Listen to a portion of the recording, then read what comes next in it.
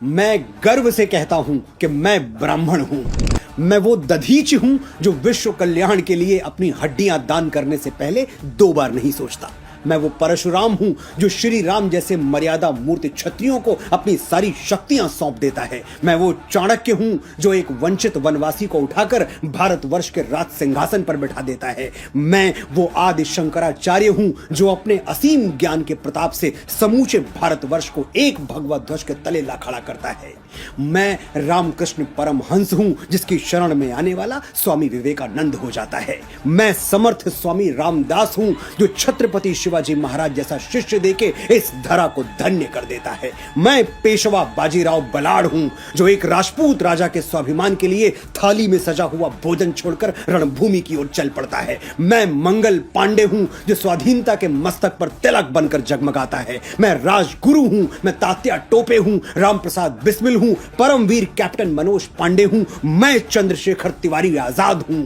मैंने अपने रक्त से इस वीर प्रसूता धरती का अभिषेक किया है, इसलिए बच्चे बच्चे को जबानी याद हूं। मैं वीर सावरकर हूं जो अंडमान की सेलुलर जेल में 2 कटोरा पानी पी के स्वाधीनता के स्वप्न को जीवित रखता है। मैं बाल गंगाधर तिलक हूं जो भारतवर्ष को एक बार फिर अपनी संस्कृति पर गर्व करना सिखाता है। मैं दयानंद सरस्वती हूं जो अंग्रेजों के पथभ्रष्ट किए हुए भारत को संदेश देता है, वेदों की ओर लौटो। मैं ही इस यशस्वी ब्रह्मकुल की बेटी रानी लक्ष्मीबाई हूं जो मातृभूमि की रक्षा के लिए फिरंगियों के बदन में अपनी तलवारों का लोहा उतार देती है।